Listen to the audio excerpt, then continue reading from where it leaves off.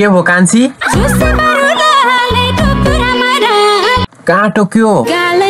कहाँ जाँदा टोक्यो त क्यार्न गइ थियौ र खरबारीमा यस्ता बाख्रा र गाई हेर्न छोड बरु मलाई हेर मलाई भन्न कहिले आउँ भेट्न तिमीलाई ल ल साँझ पर्ने बित्तिकै आउँछु काम त भेट्न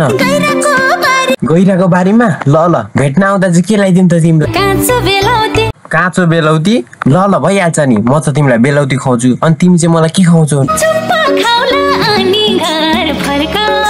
के रे चुप्पा खाने रे मलाई त लाज लाग्छ क्या फेरि कस्तो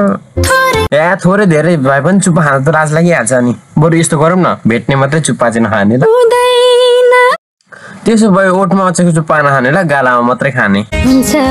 एकचोटि मात्रै खाने है त ल